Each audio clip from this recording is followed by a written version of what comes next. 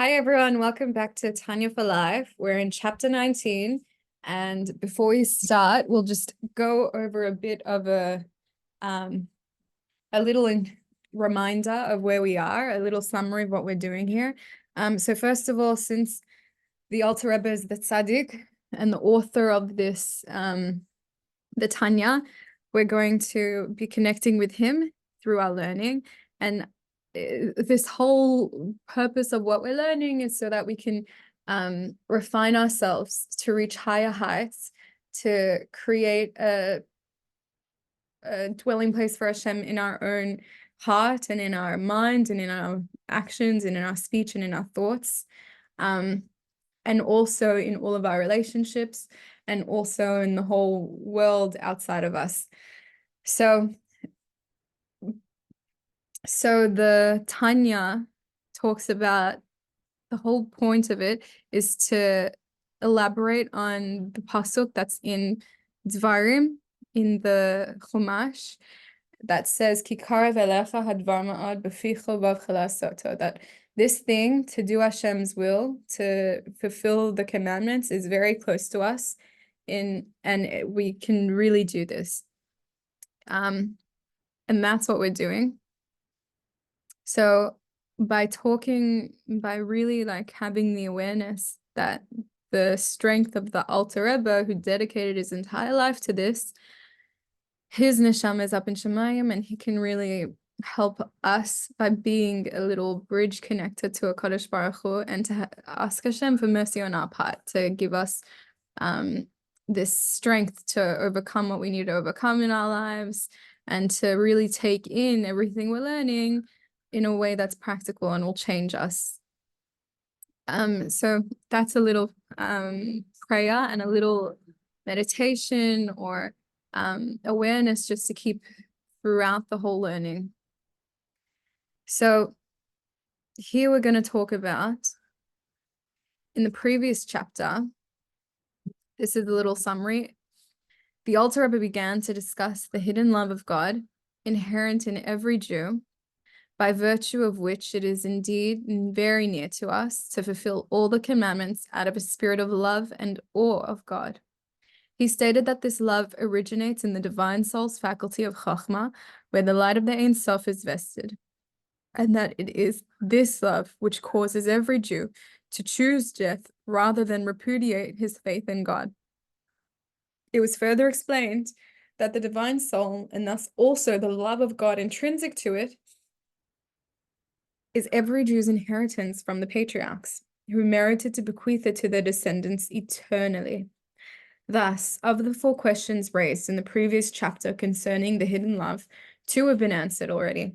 What is the root of this love, and how did we come to inherit it? The 2 questions that still remain is, what is the nature of this love? What does this love strive for? And 2, how is fear of God incorporated in this love? And they will be dealt with in this chapter. To further elucidate the nature of the hidden love, it is necessary to clarify the meaning of the verse, the soul of man is a candle of God. This means that the souls of Jews who are called man, as our sages remark, you, the Jewish people, are called man, are by way of illustration like the flame of a candle, whose nature it is always to flicker upward.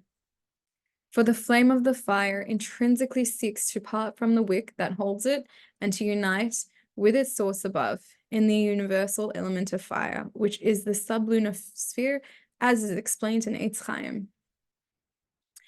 So here, when we're talking about the soul of a man is like a candle of God. So this is from Proverbs. And this is like, it really makes me think of the big Chabad imagery, and like the big message for Chabad is to be a lamplighter. What does it mean to be a lamplighter? I remember this as a child also, like you always have your soul flame, and it's not extinguished. It's never running out. You can never run out of love, and you can never run out of your soul powers.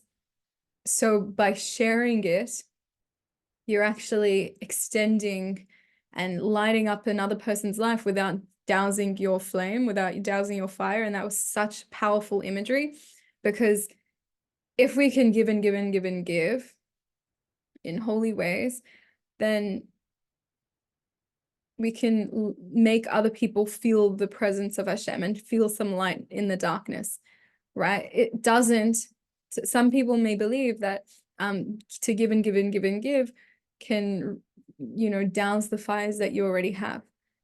So the fact that we're learning that the neshamah of a man, like the true self, who you really are, is this soul that can never be doused by sharing.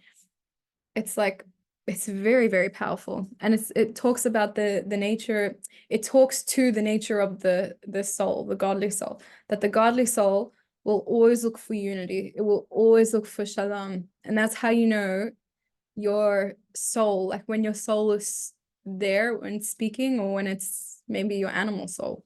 Because the animal soul and the Yetzer Hara will not join forces with the other.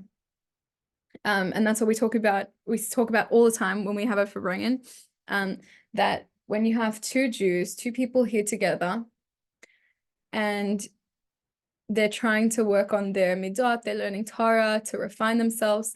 So now you have two people who are here, and with them is one and one Yetzer Hara, one animal soul, against two godly souls. And those two godly souls have more power over you than you had before. Because before it was just your animal soul fighting your godly soul, or your Yetzer Hara fighting your Yetzer Tov, your godly soul. But when it comes to having two people, now you have two holy forces that will unite to overpower the unholy source, right? Because unholy sources don't want to unite. An unholy source, the Yetzer Hara, doesn't want to be united with another person's Yetzer Hara and fight against you. That's like the opposite of what it is, right? But when you think of Hashem and HaKadosh Baruch Hu and Kedusha, holiness, it's this unity, this holy unity, which is like amazing for me to think. And that's why we can actually get a lot of Kedusha and a lot of Yeshua, like salvations, just from learning Torah with somebody in a chavruta or in a group like we're doing now. And you don't necessarily even have to tell people your issues. The answers kind of come, has been my experience. And this is the idea that the soul can extend itself without dousing itself. So this means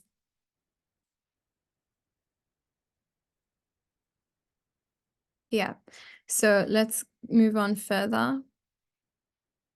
Oh yeah, and I remember this. This is so beautiful for me. Like I love this. I love that the flame of the candle is always flickering upwards to Shemaim, always flickering to rejoin its source, right? Because the source of it is HaKadosh Baruch Hu. As we're going to see, this gets so beautiful. The four elements, earth, water, air, and fire, are so positioned that the higher and more ethereal elements surround and encompass the lower, coarser elements. Earth is the coarsest of the elements. It is therefore physically the lowest. Water, the next highest element, should by right surround and be located by the earth, above the earth. It is only because of God's kindness that the earth is above the waters. As it is written, he spreads the earth over the waters, for his kindness is everlasting. Talking of Hashem in Psalms. The element of air is higher than water and therefore surrounds it. Fire, the highest element, surrounds the entire atmosphere and is found in the sublunar sphere. The flame's constant drawing upward thus represents its desire to unite with its source. Although thereby, by parting from the wick and becoming part of its source, it would be extinguished and would emit no light at all here below. Also above, in its source, its identity would be lost within that of its source.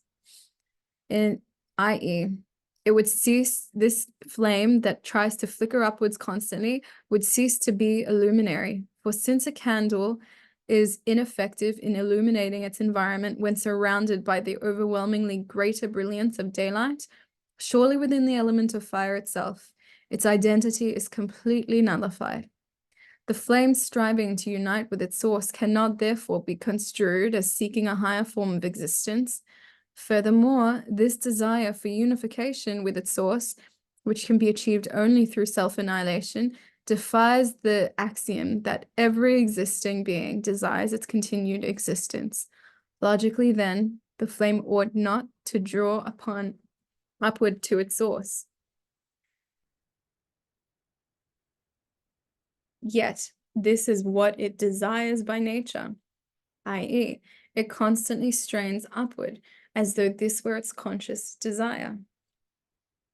Just as the candle constantly seeks to reunite with its source, so also the neshamah of a Jew, and also the levels of ruach and nefesh.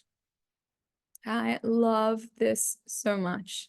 So, wow, it's so powerful. If you continue to take this analogy further, that the fire really desires to not even exist anymore. It doesn't even want to be a luminary. It doesn't even want to have any recognition of self if it can unite with Hashem instead, if it can go back to its source, if it can just submerge itself in Hashem, in its source.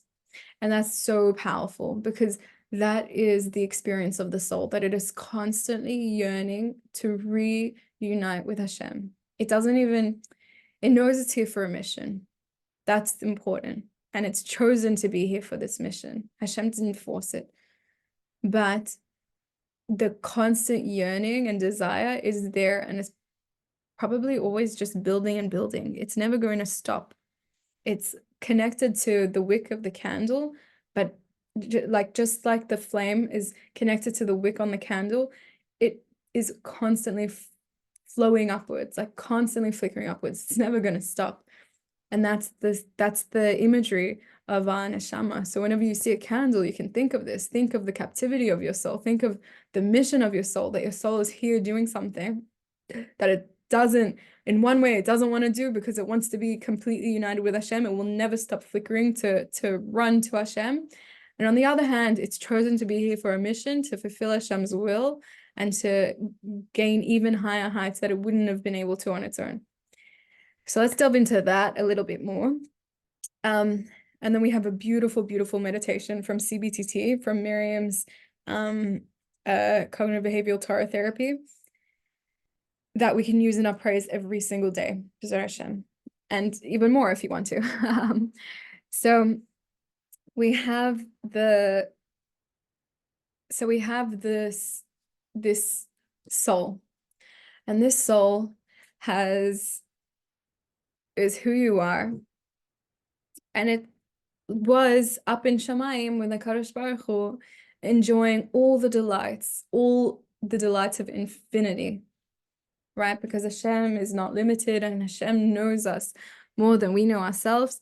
And even then, our source is in Hashem. So really, everything that we need and want and desire, and everything that we don't even know we want or need, whatever our soul is yearning for, whatever experiences even our body wants. So everything we can find up with Hashem. And that's kind of like the feeling, the enrichment that you can get when you're, when you've gone to sleep and your neshama is no longer in your body, it's gone up to Hashem, right? If you've gone to sleep like a chassid, doing your shema, learning Torah, so that your neshama can go up to Shemaim and not be stuck in limbo. So when your neshama is up there, you're gaining everything. So whether it's joy that you're desiring, whether it's love and affection, or it's pleasure and euphoria, the highest of heights, whatever it is that you're desiring, whatever you want to be pampered with, Hashem will pamper you up there. You're right next to Kisei HaKavod. You're right with HaKadosh Baruch Hu. Like the flame of the candle has finally reached up its source. And can you imagine the exhilarating joy of that flame to be finally, after eternity trying to flicker upward always, that finally it's reunited and it's where it wants to be. And it just loses itself in the amazing, powerful source of where it comes from. It just can cease to be, and it can cease to fight. It doesn't have to fight anymore. It doesn't have to fight for its identity and for its desire of connecting with Hashem. It's there, right? And just that relief is so big and powerful. I can feel it already. So this is like the soul's experience every night when we go to sleep. And in Shamayim, your soul is happy. You can imagine Hashem is smiling. Hashem is here with you. He loves you eternally, so dearly, like so beloved you are to him. And every morning you have this option to come back into the body. Because, and this is the meditation. Because what Hashem created at the time of our first sin, as a nation, as a Jewish people, we came out of Egypt. Hashem took us by his hand, he himself, and we were waiting for Moshe Rabbeinu, Har Sinai, and we sinned with the golden calf. Right after we became a nation, this is what we did. We first sinned, and still here we are today, Baruch Hashem. Hashem like forgives us, and that's like a testament, the fact that we're still here. So what we read every morning is the first carbon that we did, a carbon because of this first sin. And this is how Hashem wanted to take us. And also the fact that we had to have two lichot, that the first one was broken, and we have the second one today. So our Jewish history is full of knowing that we're not perfect and still working with our imperfection, right? There is no room for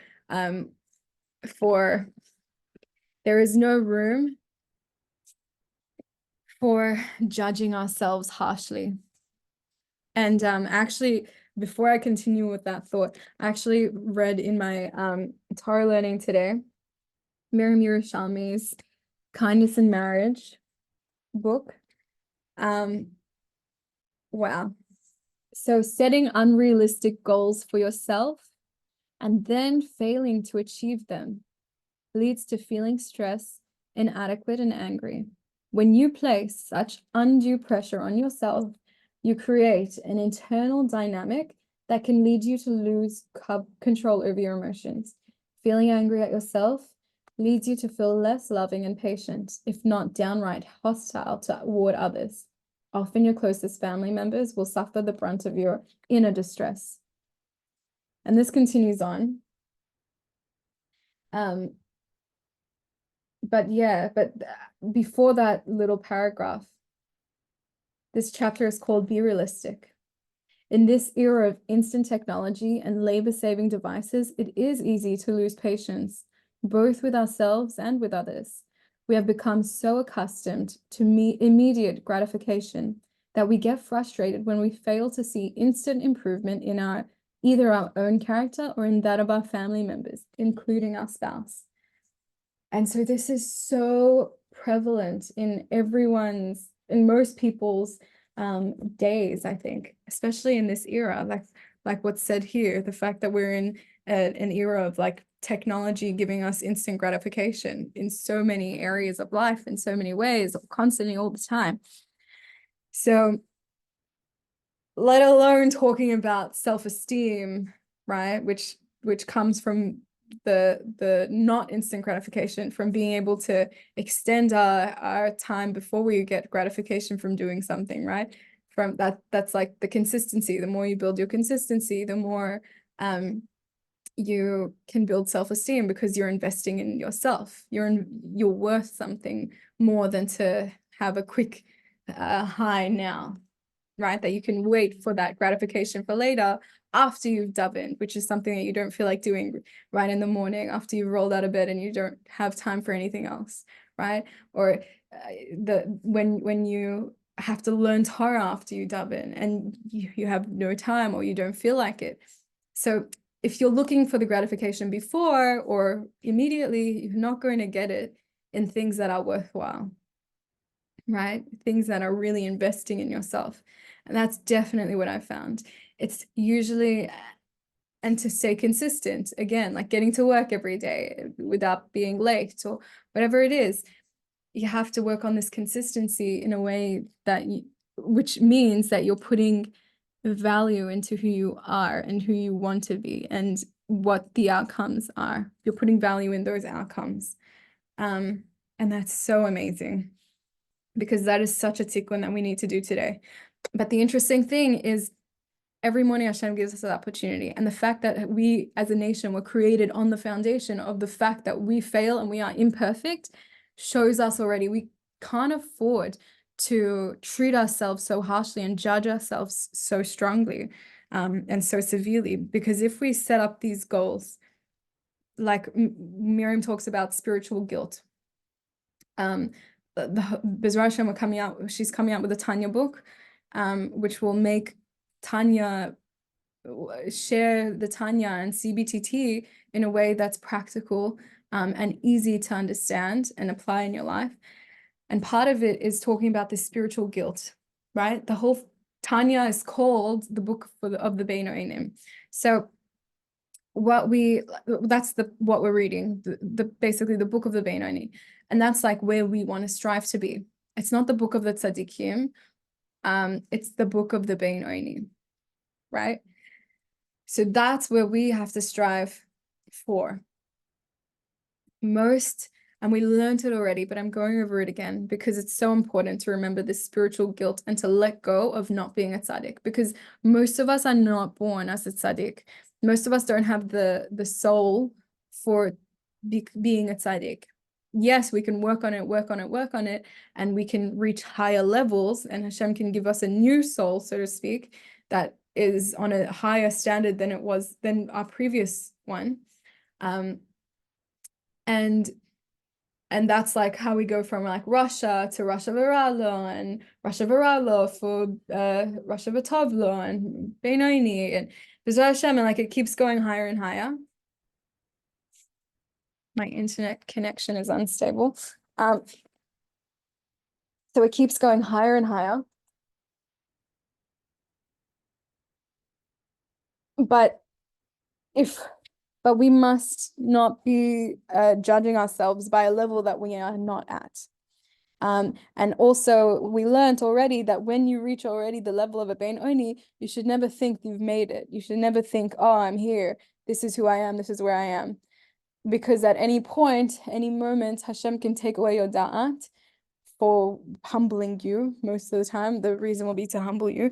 And you can fall to the level of a rasha again, than doing a sin or chas v'shalom, right? So let's remind ourselves, what is this level of Beinoini that we're trying to reach, but we must not think of ourselves as having attained it. That level is that, yes, we still have the first thought or the urge or desires that come up for whatever non-Torah way of life, or, whether it's like to be excess in anything is like desire for excess is a non-Torah way of life, because you're not making yourself holy by going into excess. You're feeding the coarseness of your animal soul instead, right? So that, for example, can be or it can be strong urges, strong desires that are not good, not permissible, or it can be, if you look back in our previous classes about this, we talked about how there was a Rav, a big Rav, who in his village or in his town came along a person who claimed to be able to read your face, read your hand or whatever it was, and can tell you exactly everything about you and all your character and everything. They can read your face. So this Rav heard so much about him from all his students, and everyone in town was bubbling with excitement for this person. So these boys, his chachamim, his students, Talmidei chachamim, went to the person, brought an image of their Rav, like a portrait or whatever, and the person did a reading, and all these Talmidei chachamim were like laughing, like, this is crazy. This guy is not legitimate at all, because that doesn't describe our Rav at all in any way. It was saying how this person has murder tendencies. He is likely to rape, or chas v'shalom, all these horrible, big, terrible words. But just that he has no control over his, he has such a strong urges, such strong desires, very wanton, very, all these things, right? And I don't remember exactly, so I'm just giving you the idea. And so they took this back to the Rav, and they told him this, this is what the person said about you from reading your face. And the Rav listened, and then he smiled, and he said, this person is legitimate. And that to me is crazy. That's like beyond. So what it says, what it teaches us is that we can have those urges and to have those desires doesn't make you a rasha. It doesn't make you an evil person, right? In fact, the being only can have those desires. But we work on ourselves. Our whole purpose in this world is to work on ourselves, that we are not the same as the natural law, right? Natural law will dictate that this person, this Rav, if he went a different way of life, if he didn't choose to refine himself, and he didn't work on Torah mitzvahs, and he didn't work on davening and meditations and all of this in a way that's holy, to refine himself and come closer to Hashem and use his body and soul for Hashem's service, then he for sure would have gone down that path easily, because that's the nature of how the nature of what he was given, right? Because again, if you remember, the ultimate source of pleasure seeking is actually to amass spiritual wealth, right? So the fact that you have so much capacity to for the negative in any way means that you have such a strong unchanneled capacity for the positive and for the spiritual service. Okay, so a person, and we'll get to this also, but later a bit more, and we have already, but if a person has the natural tendencies to extreme depression, chas v'shalom, that can lead to even wanting to take one's own life, chas v'shalom, that is not crazy. That's not like beyond Torah, not at all. This is within the realm of Torah. The realm of Torah says, I know you, I see you, you're a beautiful, powerful soul. I'm so sorry you're hurting, and I'm so sorry you're unchanneled, that you're misdirected in this world. Come, let me show you how to use this power that Hashem gave you for a purpose. Let's use this for the purpose it was created for. This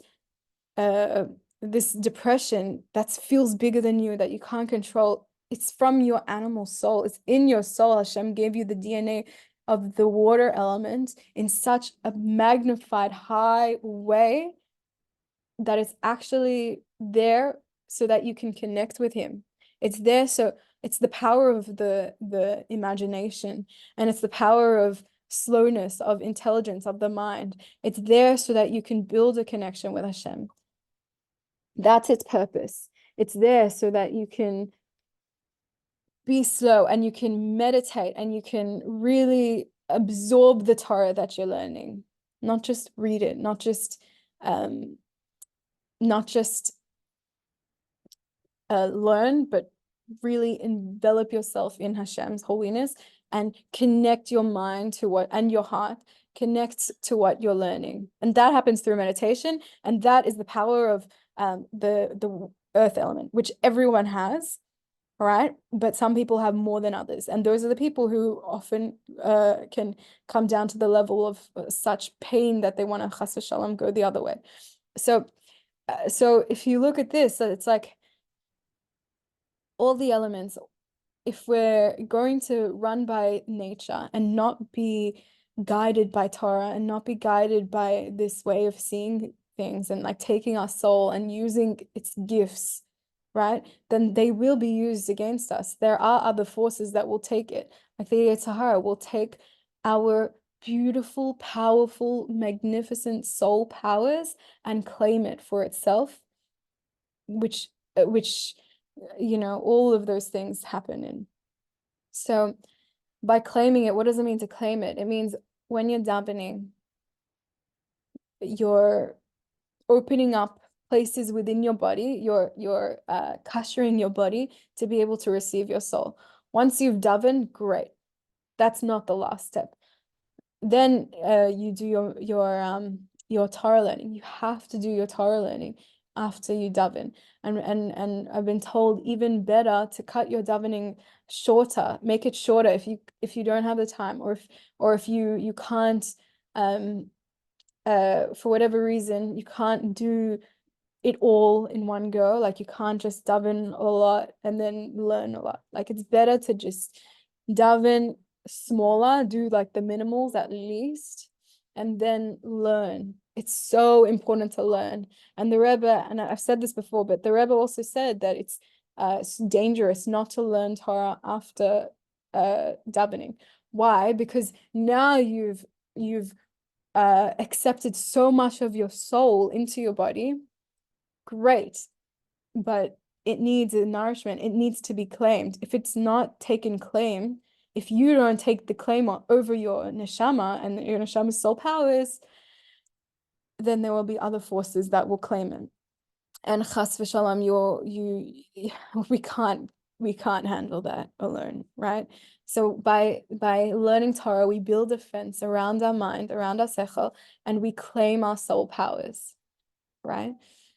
And during the day, there are things that we can do. Like if you're an earth element person, you really want to focus your slowness and your meditating and visualizing really on holy concepts of Torah that you've learned and of connecting with Hashem.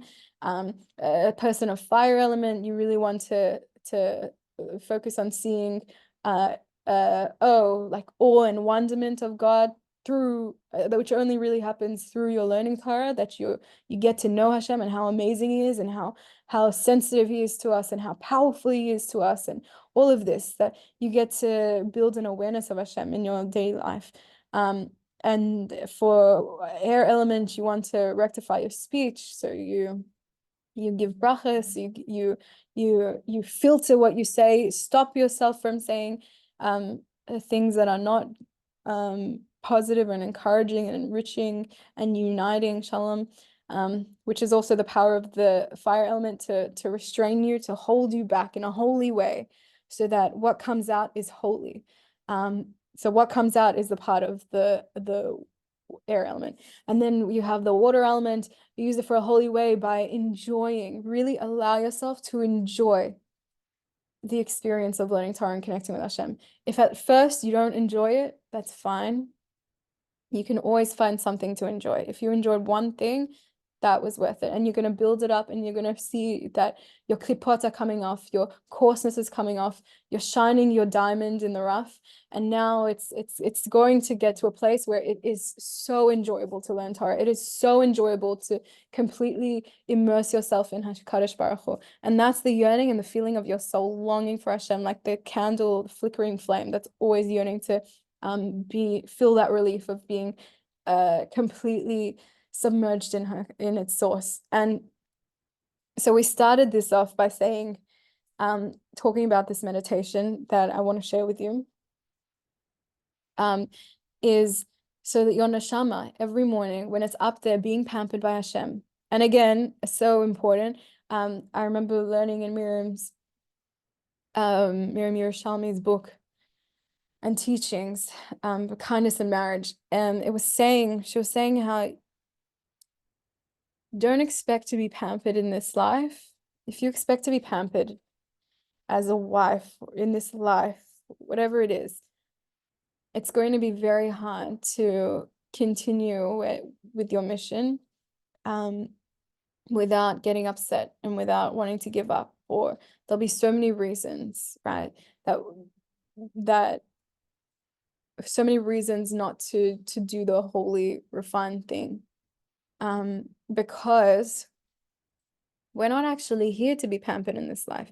This world is where it's crunch time. We're actually meant to do so much work in this world, so much work on refining our character, exactly like that Rav did, so that we make a holy place for Hashem to dwell. But imagine that Rav, he made a holy place for Hashem to dwell within himself, in his character traits, that invited people to be in connecting with him and to learn Torah with these people. And how many lives did he affect in a positive way because he made himself a dwelling place for God, right? But if chas v'shalom he went the other way, as anyone can go one way or the other, in in the same powerful capacity as what they could have done and they can do in the other. Like Moshe and Bilam. Bilam was Moshe was the highest prophet the greatest prophet we'll ever have, and Bilam was his equal in the other side, right? So very powerful, very amazing. Hashem is so kind. He really gives us free choice, and he helps us in whatever way we want to go. We will have spiritual helpers to help us go in whatever choice we make. If we want to go in the holy path, Hashem will help us.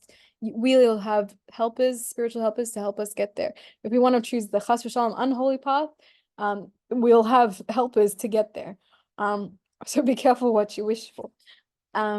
Yeah, so this is really the work of us, to like this Rav, because if chas v'shalom we decided to just want to be pampered and not work hard, how easy it would be to not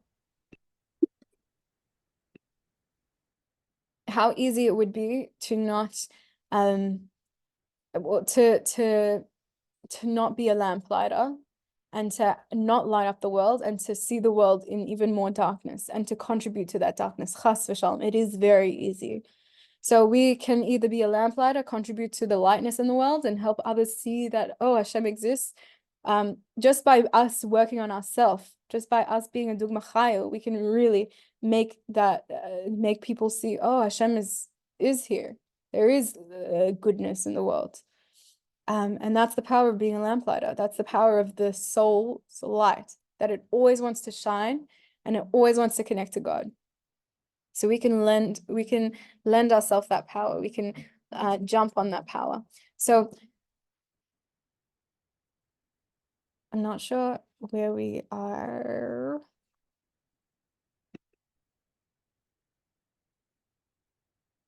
Okay, here we are.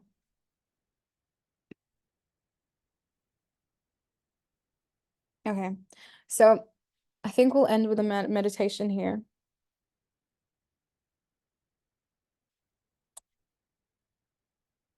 So, and this will be a nice summary of what we've talked about until now. So I invite everyone to close your eyes. Allow yourself to check in with your breath. Feel into all of your body.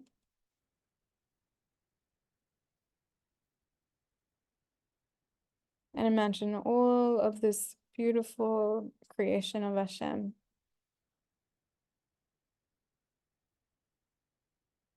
That needs direction and guidance. And imagine all the cells in your body yearning, looking for guidance.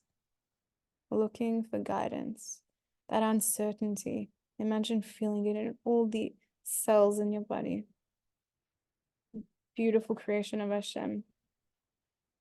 And now in this place of wanting and desire from your body, from this created being, imagine Hashem feeling the Ein Sof, drawing, all the cells are drawing the Ein Sof down into it to reach each cell and to fill that uncertainty with wholeness and hope and certainty, the certainty of HaKadosh Baruch Hu. That we are here for a reason. There is a purpose. And imagine each cell now full with this certainty and hope and strength and shining, radiating with strong, firm radiance. Imagine the joy and the happiness in each cell as it translates into your smile, into your being. And now we'll take it back to our first sin as a nation. In your mind's eye, imagine seeing Am Yisrael receiving the Torah.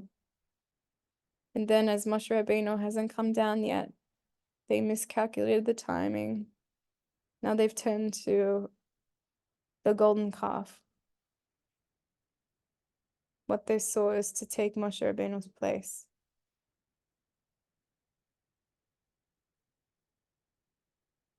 So now they sinned. We see that it wasn't okay. Moshe dropped the luchot. He waits again, he comes down again, gives us the luchot of the second one. And you see in the middle of the desert, this Jewish nation, a budding new nation, going through a sacrifice, giving a sacrifice, the Korban Shlomim, which Hashem commanded them after the sin of the golden calf to give. And imagine in your davening book, your siddur, you open the siddur up to the korbanot in the beginning of your davening, and you read about the Korban Shlomim. And as you're reading, you're imagining this whole picture, this whole scene in front of you, where your neshamah is up in Shamayim, enjoying everything it needs, any delights, anything you're missing in your time in this world, in your life right now. You can imagine it there with Hashem. And you feel all the highest heights, everything, you're completely satisfied. And this neshamah, your neshamah, you look down and you see the scene in the desert of Am Yisrael.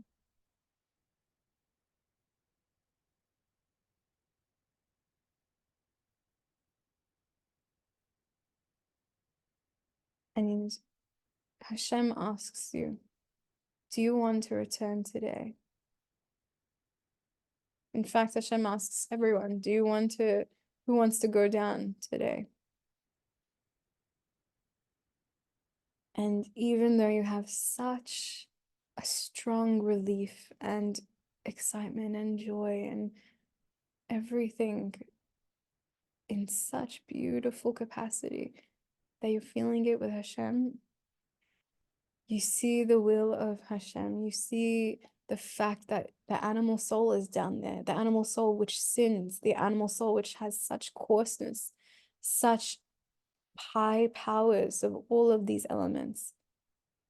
You see that soul and the desire to join with it, to guide it, to give it the divine way of using up its powers for the holiness, for divine service instead. And your soul, you know that you will reach greater heights with uniting with this soul. You will reach complete ecstasy, higher heights in serving Hashem than without having united with this soul, with this wild animal soul. And you know that that is the will of Hashem. The will of Hashem is that you go down and lead the animal soul into holy endeavors. And in that way, you reach an even higher level, even higher heights with Hashem when you return again every night. So, your neshama, with its love for Hashem and its strong resolve to fulfill its mission, Hashem shows you everything that's going to happen in your day today if you go down into your body today. So you go down and imagine as your soul is soaring through from down each world, it's soaring through to unite with your body in this world.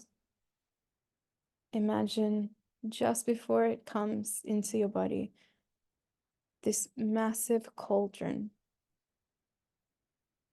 bubbling away, hot, so hot. Imagine the words perfection in some sort of metal, like a necklace or a chain. In big words, perfection. And you imagine this perfection melting as it enters into the cauldron. And as it completely dissolves and it completely melts away, there's no longer any perfection left. That's how you enter into your body, knowing that there is no perfection. You smile because you know all is fine. You are fine, just as you are. And in all of your successes and in all of your failures, you are still fine and beloved to Hashem. And you still have this experience to come back to Hashem again. This world is temporary. And perfection does not exist here.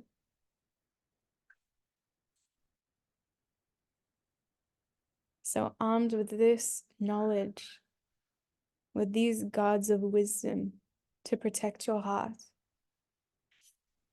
breathe in. Feel the smile on your face. Feel your soul's joy at being here to unite with the coarse animal soul. Not to be afraid of it, but to do a mission, to make a dwelling place for Hashem in this coarse animal soul.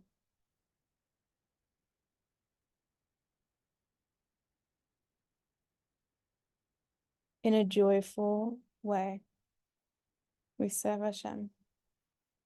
So imagine your soul, the coarseness of the animal soul within you, in whatever tendencies you have during your days, whatever you've been having struggles with. Imagine now the next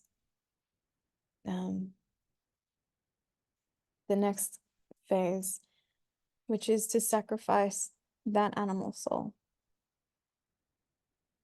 So if you've been having trouble with your passions of pleasure, if you've been having difficulty in indulging, not able to control your indulgences, now imagine giving your water element, which is where all of this is from, this holy source of water element, and imagine giving it over to Hashem on the Mizbeach. The Kohen takes your sacrifice of the lamb and he goes up to the Mizbeach and he puts it on the fire to burn up your water element, because you can't control it on your own anymore. That's why you have given Hashem a sacrifice of your water element. Hashem, please take this water element. I can't control it. I have tried. And Hashem comes down in the form of a fiery lion. and consumes this sacrifice of your water element, the lamb, and you can feel that warmth within you, that joy of letting go. It's okay. Hashem has come into you and consumed your fire, your water element. If you've been struggling in your days with slowness, laziness, lethargy, depression, sadness. So imagine this earth element. You come to Hashem, I can't control it anymore. I can't do it on my own. Please help me. And you sacrifice the goat. So the Kohen takes your sacrifice up to the Mizbeach with the fire. And then Hashem accepts it in this powerful fire straight from Shamayim in the form of the lion, and it consumes your goat. And Hashem's consuming the earth element within you. And you can have joy and relax. You've given it over to Hashem. If you've been struggling with fire element, anger, resentment, restrictions, frozen anger, then you give it to Hashem. Hashem, I can't control it anymore. Please take my fire element in the form of an ox. It's too much for me. I need your help. And Hashem comes down and consumes this ox and consumes the fire within you. And imagine now a fire also, the fire of anxiety, as Hashem consumes it.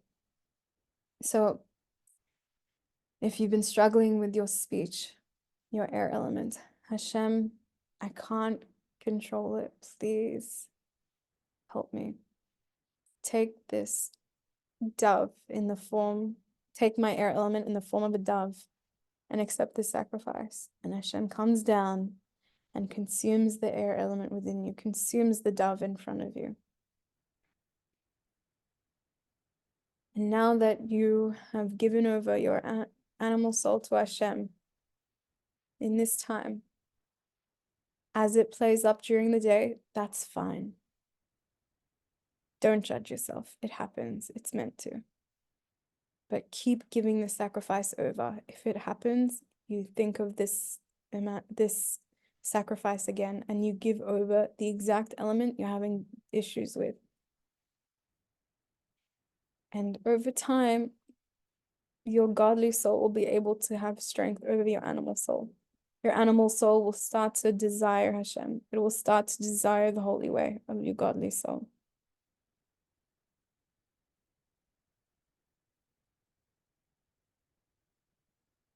And so imagine these midot, these traits, in a refined way in front of you, with the people around you, in the way that you talk with yourself, in your relationship with yourself, in your relationship with your spouse, with your friends, with your family, with your employees, with your employer.